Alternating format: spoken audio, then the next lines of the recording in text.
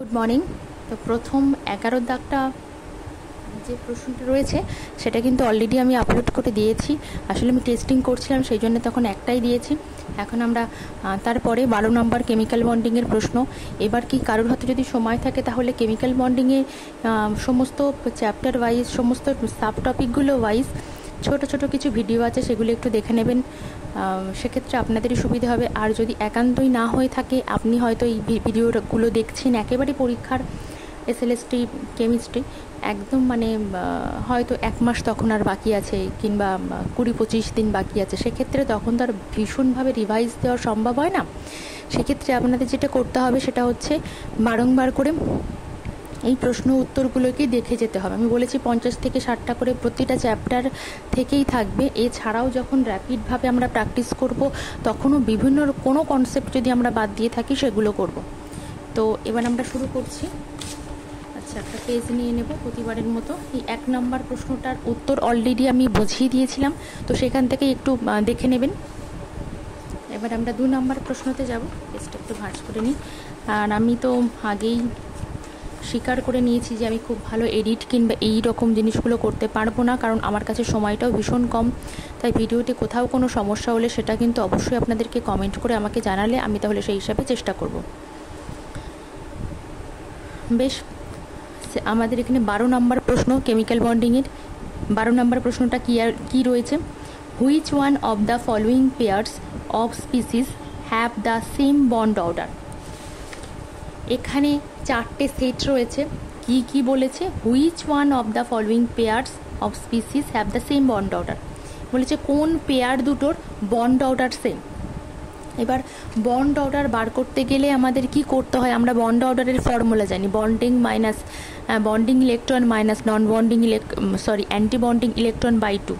কিন্তু ওই ফর্মুলা তো এখানে লাগবে না। আমি আর একটা ছোট্ট করে একটা ফর্মুলা লিখিয়েছিলাম যে যদি টোটাল নাম্বার অফ ইলেকট্রন কোনো একটা মলিকিউলের 14 হয়, সেক্ষেত্রে আমি লিখিয়েছিলাম, আচ্ছা বেশ, কি লিখিয়েছিলাম? টোটাল নাম্বার অফ ইলেকট্রন এই কোনো একটা মলিকিউলের, আর তার সঙ্গে বন্ড অর্ডারটা কিভাবে আমরা খুব সহজে করতে পারবো। আমরা প্রথমে 14 লিখবো। যদি টোটাল ইলেকট্রন সংখ্যা কোনো মলিকিউলে 14 হয়, সেক্ষেত্রে তার বন্ড অর্ডার হয়ে যাবে 3। এরপরে 13, 12, 11 পরপর কিন্তু 0.2 করে কমতে থাকবে, 0.2 করে পরপর কমতে থাকবে। 10-এ গিয়ে আরও 1 হয়ে যাবে। একইভাবে 15, 16, 17, 18 সব কিন্তু ওই একইভাবে 0.2 করে সব কিন্তু কমতে থাকবে। ঠিক আছে, তাহলে আমি এখানে অবশ্যই এই ফর্মুলাটা ইউজ করব। এবারে কোন প্রশ্নের ক্ষেত্রে আমরা কি ফর্মুলাগুলো ইউজ করব কিংবা কিভাবে ভাববো, এই ভাবাটা তো প্র্যাকটিস করা প্রয়োজন। তো সেটার জন্যেই মূলত এই ভিডিওগুলো আর একটু ভালোভাবে দেখতে হবে। বারংবার দেখুন, মাথায় ঢুকে যাবেই একদম। কেউ কোনো কাজ করছেন বাড়িতে, সেই অবস্থাতে দেখুন, হয়ে যাবে। আমি অন্তত যখন করতাম, নিজের জন্য প্র্যাকটিস করতাম, আমি হয়তো ঘর মুছছি, হয়তো কোনো একটা কাজ করছি, হয়তো সবজি কাটছি, আমি কিন্তু সেই সময় সমস্ত ভিডিও চালিয়ে দিয়ে রাখতাম। যা কানে 5% যায় সেটাই আমার কাছে একটা উপকারের জায়গা ছিল। আমি ঠিক যেভাবে করেছি সেভাবেই আপনাদেরকে বলবো, আগেও বলেছি। প্রথমে এই কম্পাউন্ড, এই ধরনের কোনো প্রশ্নে আমি প্রথমে কিভাবে অ্যাপ্রোচ করব। প্রথমে এই কম্পাউন্ড রয়েছে, এখানে সিও রয়েছে। সিও টোটাল, তার আমি তো এখানে ফর্মুলা আছে, ফর্মুলাতে কি বলে দিয়েছি? টোটাল নাম্বার অফ মলিকিউল আর বন্ড অর্ডার। তাহলে টোটাল নাম্বার অফ ইলেকট্রন কটা? কার্বনের কটা হয়? Hydrogen, helium, lithium, beryllium, boron, carbon. কটা হয়? 6টা হয়, তাই তো?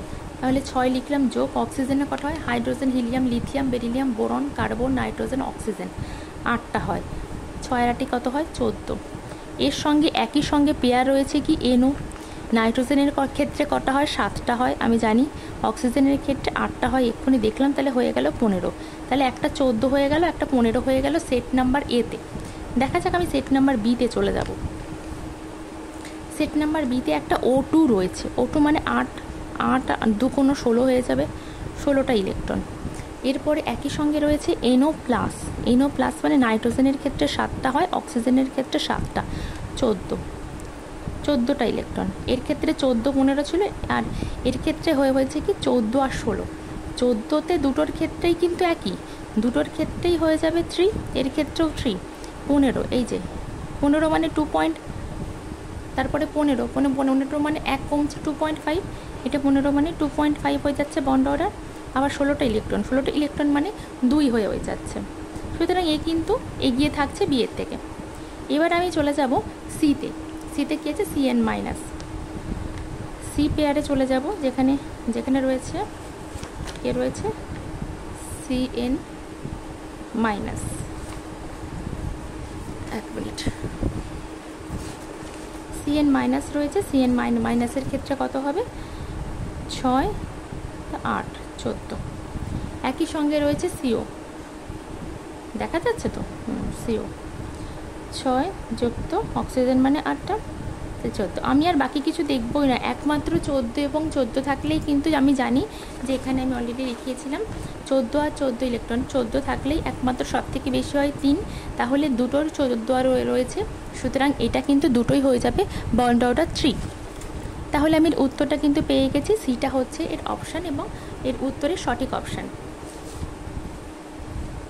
আগেরটাও কিন্তু আমি সহজভাবে বুঝিয়েছিলাম, এর জন্য একটা সিঙ্গেল ভিডিও রয়েছে, শুধু তাতে এই প্রশ্নের উত্তরটাই রয়েছে, একটুখানি দেখে নেবেন। আমরা পৃষ্ঠা উল্টাবো। বেশ, আমরা দেখুন এবার একটা পেয়েছি কি, এর পরের প্রশ্নটা আমরা পড়ব, predict the correct order of electron repulsion among the following. এর উত্তরটা আমি জাস্ট ব্যাখ্যা করবই না, একদম এটা সহজ উত্তর, লোন পেয়ার তারপর এটা মুখস্থ করে নেবেন। এবার যদি বলেন যে একটুও বুঝিয়ে দেবেন, আমি অন্তত বিশ্বাস করি যে যারা আমরা ভিডিওগুলো দেখছি তারা প্রত্যেকেই মানে এর উত্তরটা ব্যাখ্যা করা লাগবে না, আমরা প্রত্যেকে জানি। আর যদিও কেউ না জেনে থাকেন ঠিক আছে, তবুও আমি একটু ছোট করে ব্যাখ্যা করে দিচ্ছি, কিন্তু তাও যদি কারোর মাথাতে না ঢোকে একদম এটা মানে মেমোরাইজ করে নেবেন। ঠিক আছে, আমি লিখেছি লোন পেয়ার সব থেকে বেশি রিপালশন করে। কেন? কারণ এই দুটো লোন পেয়ার যখন পাশাপাশি থাকবে, লোন পেয়ার মানে কোনো দুটো অ্যাটমের ভিতরে কোনো এরকম বন্ড থাকছে না, এই লোন পেয়ার সবসময় একটা অ্যাটম দ্বারা নিয়ন্ত্রিত হয়, লোন পেয়ার সবসময় একটা অ্যাটম দ্বারা। বন্ড পেয়ার মানে কি দুটো অ্যাটমের সমান প্রভাব থাকে, সুতরাং আর এক লোন পেয়ারের ক্ষেত্রে একটা অ্যাটমের প্রভাব থাকে, এবং এ ভীষণ অনেকটা জায়গা নিয়ে থাকে। একদিকটা যদি টেনে রাখে, অন্য দিকে কেউ নেই, তাহলে এ অনেকটা জায়গা নিয়ে আছে, এর দিকে একটু টান, বাদ বাকি দিকটা এরকম জায়গা নিয়ে আছে, সুতরাং অনেকটা ফোলা থাকে, এও অনেকটা ফোলা, সুতরাং এই দুটো ফোলা জিনিসের মাঝে কিন্তু রিপালশনটাও হয়ে যাবে অনেক বেশি। সেই জন্য একটা লোন পেয়ারের মধ্যে কিন্তু রিপালশন খুব বেশি হয়ে যায়। আর তারপরের আনসারগুলো আশা করি বলা লাগবে না, লোন পেয়ার আর বন্ড পেয়ার থাকলে তার ক্ষেত্রে তারপরে বেশি, তারপরে বন্ড পেয়ার। সময় নষ্ট করছি না এই প্রশ্নে, আমরা পরবর্তী একটা প্রশ্নে চলে যাব। আমরা আগে দেখে নেব, প্রশ্নটা আগে পড়ে নেব। প্রশ্নটা কি আছে, in which of the following pairs both the species are not isostructural. আমরা একটা প্রশ্ন পেয়েছিলাম যে কারা কারা আইসোস্ট্রাকচারাল। আমরা 11 নাম্বারে যে প্রশ্নটা সলভ করেছি, এখানে কিন্তু দিয়েছি, এখানে ছিল, প্রশ্নটাকে আমি চুজ করেছিলাম কোনো একটা সালের নেট থেকে। এটা কি ছিল, আইসো ইলেকট্রনিক এবং আইসো স্ট্রাকচারাল। এখানে একটা কথা আমি বলেছিলাম, আইসো ইলেকট্রনিক তখনই হবে যখন সে আইসো স্ট্রাকচারাল হবে, আবার আইসো স্ট্রাকচারাল হতে গেলে অবশ্যই তাকে আইসো ইলেকট্রনিক হতে হবে। সুতরাং এই প্রশ্নের উত্তরটা যদি সহজভাবে আপনি বুঝে থাকেন, তাহলে এটাও আপনার কাছে সহজ, আর না বুঝে থাকলে এখন আমি আবার এটা সেকেন্ডবার রিপিট করে দিচ্ছি। এটা কি আছে, হ্যাঁ এটা কি আছে, in which of the following pairs both the species are not isostructural. Not মানে আইসোস্ট্রাকচারাল নেই, এরকম কিছু।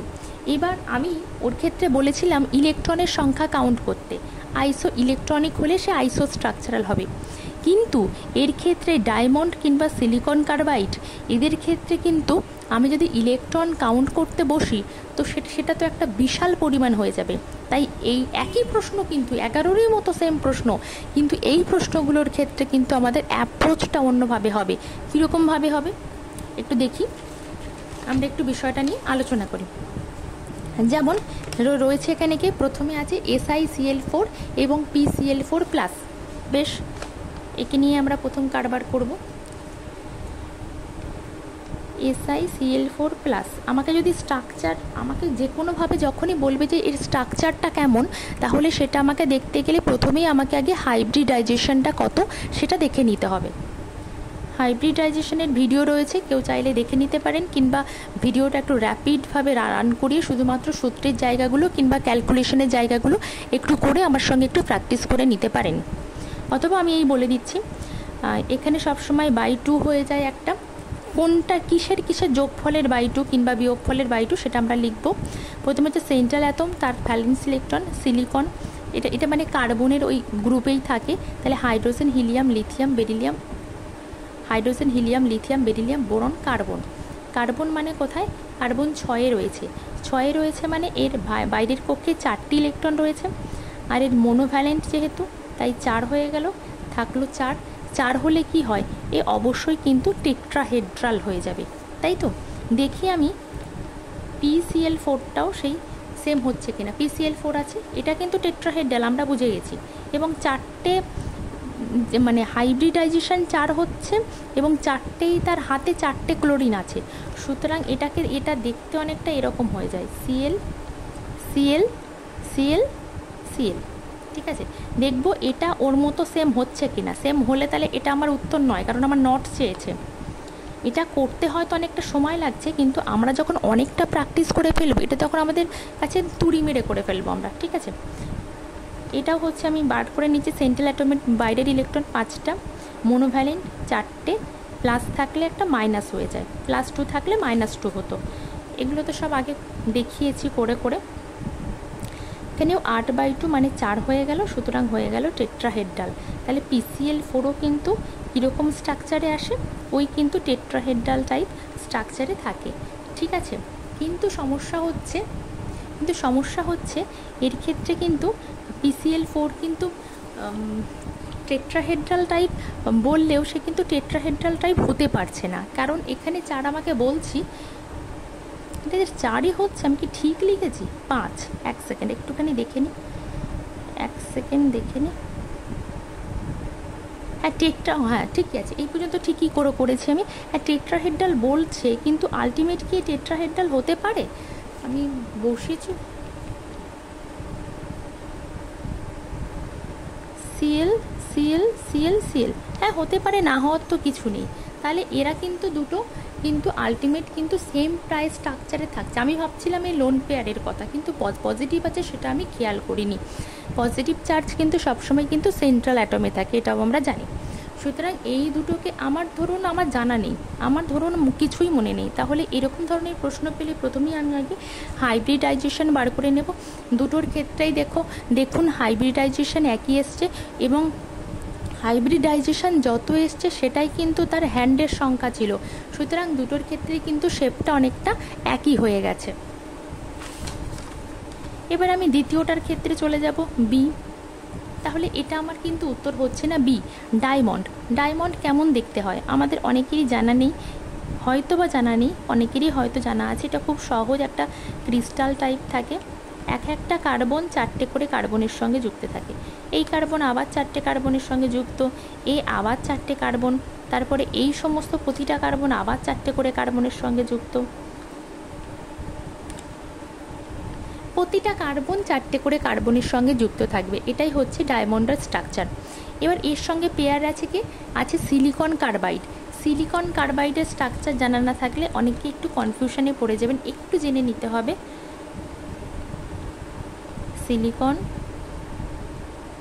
সিলিকন কার্বাইড মানে এখানে কার্বন 4টে সিলিকনের সঙ্গে যুক্ত থাকে, আবার এই সিলিকনগুলো 4টে করে কার্বনের সঙ্গে যুক্ত থাকে। ঠিক আছে, বোঝাতে পারলাম? একটা করে কার্বন 4টে করে সিলিকনের সঙ্গে যুক্ত থাকে, আবার একটা করে সিলিকন 4টে করে কার্বনের সঙ্গে যুক্ত থাকে। অর্থাৎ ডায়মন্ড এবং সিলিকন কার্বাইড কিন্তু একই রকম স্ট্রাকচারে। সুতরাং এটাও কিন্তু হলো না। NH3 PH3 আমি জাস্ট করবো না, কারণ এই দুটোও কিন্তু আমার হবে না, কারণ এটা দেখে বোঝা যাচ্ছে একই গ্রুপের এবং একই হাইড্রাইড রয়েছে। সুতরাং এরা কিন্তু একই স্ট্রাকচার দেবে, যদিও বন্ড অ্যাঙ্গেলের একটু ডিফারেন্স থাকবে, সেটা আমাদের বিচার্য বিষয় নয়। এবার আমরা চলে যাব কিন্তু ডি। ডিটাই উত্তর হওয়া উচিত, তবুও আমি একটু দেখি, কারণ এটা আমার প্রথম থেকে একটু কনফিউশন লাগছে, যদিও আমি প্রশ্নটা কোথা থেকে একটা হাইজ্যাক করে নিয়েছি। দেখছি আমি যদি কোথাও ভুল করেও থাকি সেটা আমি একদম সঙ্গে সঙ্গেই হাতে কলমে তক্ষুনি আবার করে দেখিয়ে দেবো, কারণ আলটিমেট আমার ঠিকঠাকই করে দেব। এটা মানে শেখার বিষয়ে কোথাও কোনো ভুল শেখাবো না, এইটুকু বলতে পারি। যদি কোথাও ভুল বলেও থাকি সেটা আমি সঙ্গে সঙ্গে একদম রেকটিফাই করিয়ে দেবো, কারেকশন করিয়ে দেবো। জেড, আমরা দুটোর ক্ষেত্রে আগে জেডটাকে দেখে নিই, ঠিক আছে? জেডটাকে দেখে নিলে সুবিধা হবে। দুটোর ক্ষেত্রে 8 হবে বাই 2 +4 হচ্ছে। এর ক্ষেত্রে জেডের ভ্যালু 8 হবে বাই 2, কারণ এখানে +4 হচ্ছে এটা মোনোভ্যালেন্ট। মোনোভ্যালেন্ট মানে তো জানা আছে, একটাই ইলেকট্রনকে সে গ্রহণ করতে পারে, ভ্যালেন্সি তার, ঠিক আছে? আর এর ক্ষেত্রে এটা তো মোনোভ্যালেন্ট নয়, সেই জন্য এখানে মোনোভ্যালেন্ট নয় বলে কাউন্টে আসছে না। তাহলে এটা কত হয়ে যাচ্ছে? 12 বাই 2, 6 হয়ে যাচ্ছে। 6 হলে অক্টাহেড্রাল হয়, এগুলো মনে রাখতে হবে। VSEPR থিওরি চ্যানেলে দেওয়া আছে, কিংবা যে যেখান থেকে পারেন সেখান থেকে পড়ে নেবেন, এটা ভীষণ দরকার। VSEPR থিওরি হচ্ছে কেমিক্যাল বন্ডিংয়ের জান টান, তাই ওটাকে বাদ দেওয়া যাবে না। এখানে 4 মানে অক্টাহেড্রাল। এবার একটা অক্টাহেড্রাল এসছে, আর এই একটা অক্টাহেড্রাল আর একটা 4 মানে টেট্রাহেড্রাল, আর একটা এসছে টেট্রাহেড্রাল। সুতরাং বুঝতে পারছি যে এই জিনিসটাই আলাদা হবে। কিভাবে? এটা টেট্রাহেড্রাল মানে, এবং এর স্ট্রাকচারটাও হয়ে যায় এরকম ডবল বন্ড করে হয়ে যায়। এটা আমরা মুখস্থ আছে বলে করিয়ে দিলাম। এবার এটা অক্টাহেড্রাল মানে কীরকম? অবশ্যই লোন পেয়ার দুটো এখানে থাকবে এবং ফ্লোরিনগুলো এখানে থাকবে। তাহলে দেখা যাচ্ছে এটা কিন্তু একটা টেট্রাহেড্রাল হয়ে যাচ্ছে, আর একটা স্কোয়ারে প্ল্যানার ফর্ম করছে। সুতরাং দুটোই কিন্তু আলাদা স্ট্রাকচারের। এখানে সেটাই আমাকে চেয়েছিল, নট আইসো স্ট্রাকচারাল, কারা কিন্তু একই রকম স্ট্রাকচারের নয়। তাহলে আমার উত্তর হয়ে গেল কিন্তু ডি, উত্তর হয়ে গেল ডি, ঠিক আছে? এইরকম একদম স্টেপ বাই স্টেপ করতে করতে যেতে হবে। যেগুলো খুব সহজে আমরা অপশানকে ছাঁটাই করতে পারবো সেগুলো ছাঁটাই করব, আদারওয়াইজ পরপর আমরা করতে করতে যাব, তাহলে আমাদের সুবিধা হবে। আমরা পরেরটাতে চলে যাচ্ছি। পরেরটা কি আছে? পরেরটা রয়েছে the correct bond order in the following species. Correct bond অর্ডারটা কত সেটা বলতে বলা হয়েছে। আমরা আগে টোটাল ইলেকট্রনটা দেখে নিই। O2 প্লাস একটা স্পিসিস রয়েছে, O2 মাইনাস একটা স্পিসিস রয়েছে, এবং O2 প্লাস একটা স্পিসিস রয়েছে।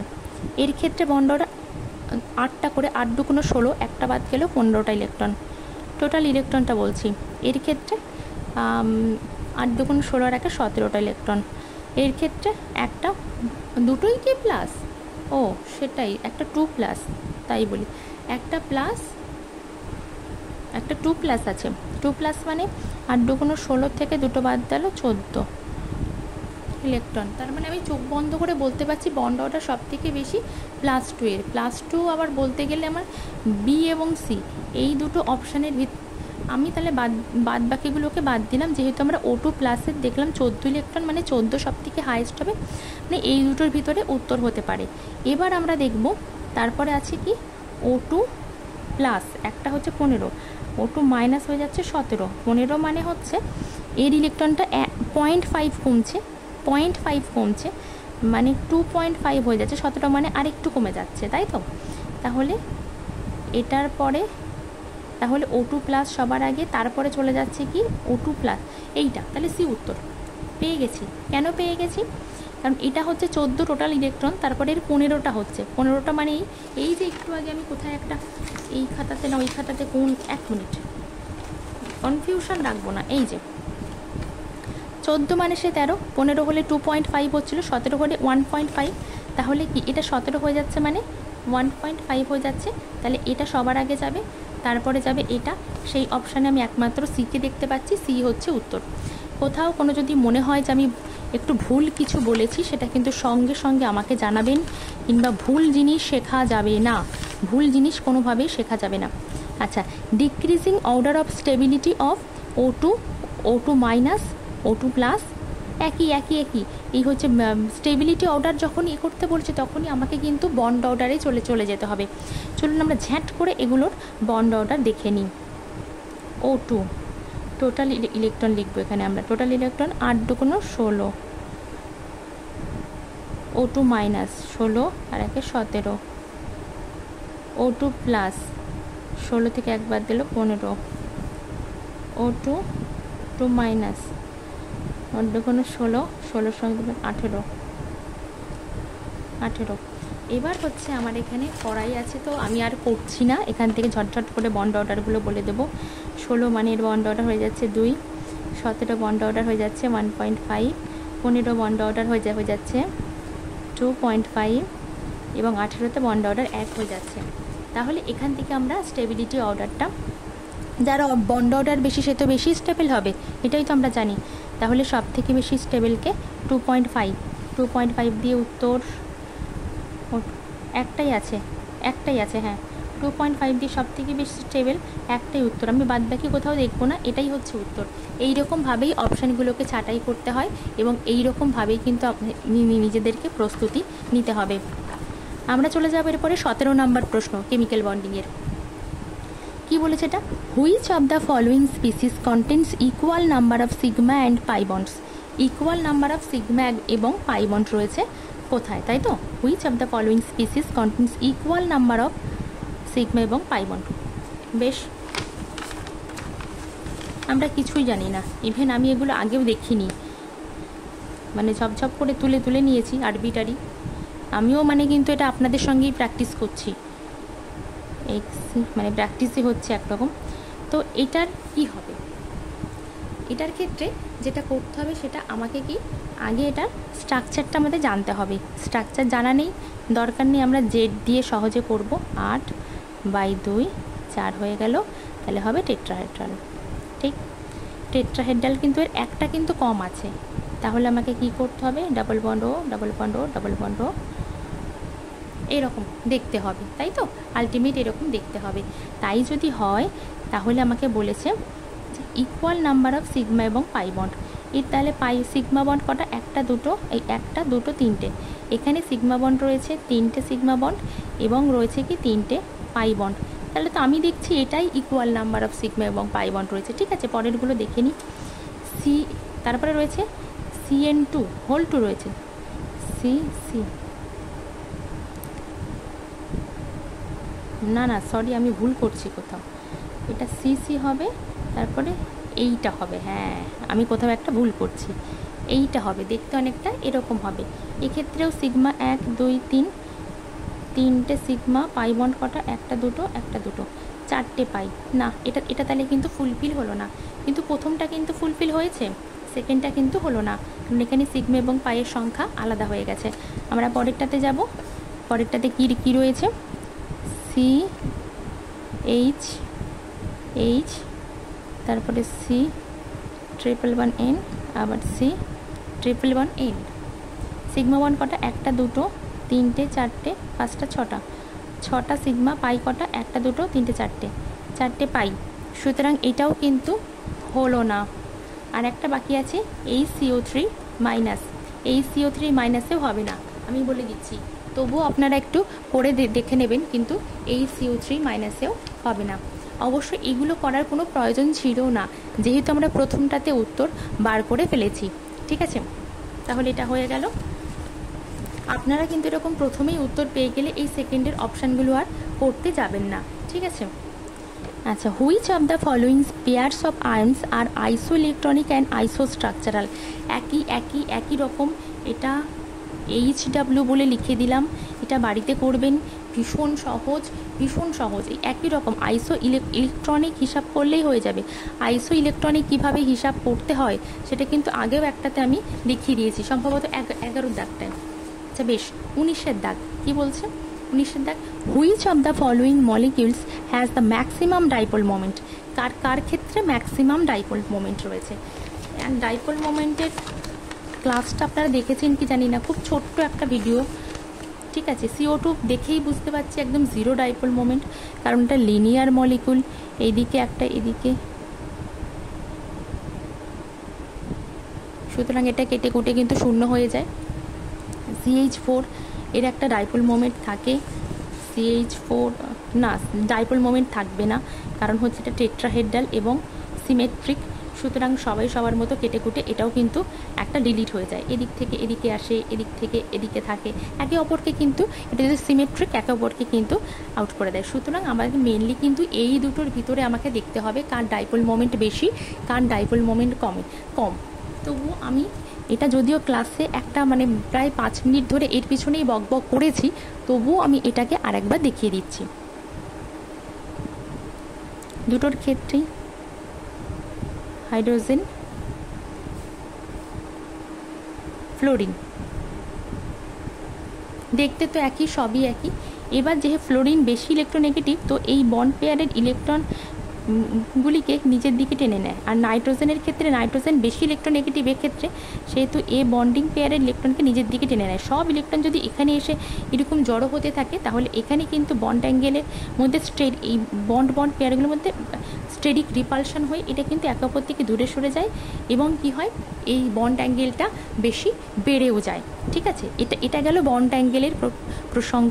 এবার ডাইপোল মোমেন্ট একটু বন্ড অ্যাঙ্গেলটা বলে ফেললাম আর কি। ডাইপোল মোমেন্ট কী হবে, যে কোনো লোন পেয়ার থাকলে কিন্তু সেই অ্যাটম থেকে লোন পেয়ারের দিকে যায়, এবং এটাও এই দিকে যাবে। যেহেতু নাইট্রোজেন অনেক বেশি ইলেকট্রোনেগেটিভ, দেখুন সবাই যেন ওই দিকে ঠেলছে ডাইপোল মোমেন্ট। আলটিমেট এই দিকে একটা বড় ডাইপোল মোমেন্ট হয়। এর ক্ষেত্রে ঠিকই উল্টো, কাটাকুটি হয়ে যায়, একেবারে নিউট্রাল হয়ে জিরো হয়ে যায় না। সেক্ষেত্রে দেখা যাবে এর কিন্তু ডাইপোল মোমেন্ট NF3 তুলনায় অনেকটাই বেশি। এবার আমরা চলে যাব 20-তে। কী আছে, which one of the following species has plane triangular shape. আচ্ছা, শেপে চলে এসছে, শেপে যখনই চলে আসতে হবে। আচ্ছা, প্লেন ট্রায়াঙ্গুলার, আচ্ছা আচ্ছা আচ্ছা, প্লেন ট্রায়াঙ্গুলার মানে হচ্ছে এরকম, তাই তো? প্লেন ট্রায়াঙ্গুলার মানে এখানে একটা সেন্ট্রাল অ্যাটম থাকবে আর 3টে কোণা, অ্যাটলিস্ট 3টে থাকবে। এখানে একটা ধরে নিলাম এ, এখানে একটা এ, এখানে একটা, এটা হচ্ছে ট্রায়াঙ্গুলার, 3টে অ্যাঙ্গেল থাকবে। অর্থাৎ কিন্তু 1 2 3 4, তাহলে 4টে, তার কমসে কম 4টে অ্যাটম থাকতে হবে। এই তো এখান থেকে পেয়ে যাচ্ছি। তাহলে 4টে অ্যাটম আছে এমন স্পিসিস আমি খুঁজে বার করি, 3টে অ্যাটম মোট, তাহলে এটা বাদ।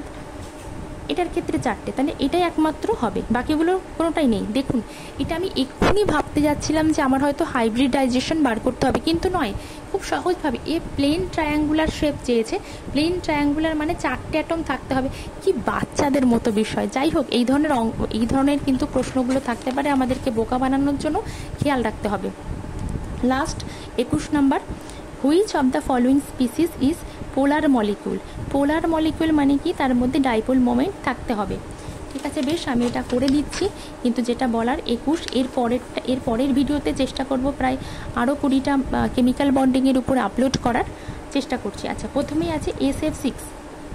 এর ক্ষেত্রে কোনো শর্টকাট নেই, SF6 তো খুব দ্রুত করছি। যার ক্ষেত্রে শর্টকাট নেই সেটা খুব দ্রুত করতে হবে। এই হাইব্রিডাইজেশনটা বার করে নেব, বাই 2 হয়ে যাবে 5টা হলে কি হবে, TBP। বুঝতে যদি অসুবিধা হয় একটু VSEP আর থিওরিটা একটুখানি দেখে নেবেন, আমি খুব শর্টে বলেছি, একদম ডিটেলসে জ্ঞান কিচ্ছু করিনি, একটু দেখে নেবেন। আচ্ছা, 5টা TBP, এখানে সালফার থাকছে, লোন পেয়ার অবশ্যই এখানে, বাদ বাকি ফ্লোরিনগুলো এই যে এরকম জায়গায় থাকছে। সুতরাং which of this is a polar molecule. হ্যাঁ, এইটা তো একটা পোলার মলিকিউল বটেই, কারণ এখানে পোলার মলিকিউল কি, এদিকে না, এই দুজনকে ক্যান্সেল আউট করছে। এই দিকে যাচ্ছে, এই দিকে যাচ্ছে, না ক্যান্সেল আউট হচ্ছে, 0 0, এটা কিন্তু পোলার নয়। তাহলে আমরা SiF4 এর ক্ষেত্রে চলে যাব। SiF4 আপাত দৃষ্টিতে দেখে মনে হচ্ছিল যে থাকবে কোনো ডাইপোল মোমেন্ট, কিন্তু মিউনিট কিন্তু 0। এর ক্ষেত্রে জেডটা হয়ে যাবে 4 যোগ 4/2, 4ই থাকছে। টেট্রাহেড্রাল মানে কীরকম শেপটা, 1 মিনিট, কীরকম শেপটা ঠিকই পাচ্ছে দেখে নেব একটু। না, টেট্রাহেড্রাল মানে ওই CH4 এর মতো, এটাও কিন্তু সব 0 হয়ে যাবে, যেহেতু সিমেট্রিক সমস্তগুলোই ফ্লোরিন আছে। এখানে মিউনিট হয়ে যাবে 0, সুতরাং কিন্তু এটাও হচ্ছে না, উত্তরে কিন্তু এটাও আসছে না। আর দুটো আছে, আমি ঝপ করে দেখে নেব। আচ্ছা, পোলার মলিকিউল, আচ্ছা এটাকে BF3 ক্ষেত্রেও কিন্তু হয় না, কারণ BF3 কিন্তু এরকম স্ট্রাকচারে আসে, এটা আমার মুখস্থ আছে বলেই জাস্ট এদিকে চলে যায়, এটা এদিকে চলে যায়, এটা এদিকে, সবাইকে ক্যান্সেল আউট করে, তাহলে উত্তর হয়ে যাবে কিন্তু এইটা। এবার এগুলো আমি যেরকম জব করি এটা আর করলাম না, এটা আমি জানি, এটা আপনারাও জানবেন, যেহেতু BF3 3 কোণায় 3টে ফ্লোরিন, তো একে অপরকে সব ক্যান্সেল আউটই করে দেয় খুব সহজেই। কিন্তু আমি এখানে 11 থেকে 21 পর্যন্ত এই 10টা কিন্তু প্রশ্ন কেমিক্যাল বন্ডিংয়ের করিয়েছি, আগেও কিন্তু 10টা করানো আছে। প্রতিটা প্রশ্ন নতুন নতুন কিছু কিন্তু কনসেপ্ট নিয়ে হয়েছে, প্রতিটা প্রশ্নতেই নতুন নতুন বেশ কিছু কনসেপ্ট আমরা করেছি। তার মধ্যে একটা, এই যে আমি একটা বাড়ির কাজ দিয়েছি, এটাই সামনে রাখছি, এটা একটু বাড়িতে দেখবেন, ভীষণ সহজ আইসোস্ট্রাকচারাল। আমি আইসোস্ট্রাকচারাল এই ধরনের প্রশ্নগুলো ম্যাক্সিমাম আজকাল নেট সেটে আসছে, সুতরাং নেট সেট লেভেলের প্রশ্ন যদি আমাদের হয় সেক্ষেত্রে বেশি আসার চান্স রয়েছে। আমরা কি করব, আমরা কিন্তু স্ট্রাকচারের ধারপাশ দিয়েও যাব না, আমরা প্রথমেই চলে যাব যে ইলেকট্রন সংখ্যা সমান হলে সে কিন্তু আইসোস্ট্রাকচারাল হবে, এটা মাথায় রাখতে হবে। ঠিক আছে, নেক্সট ভিডিও খুব শিগগিরই আপলোড করব।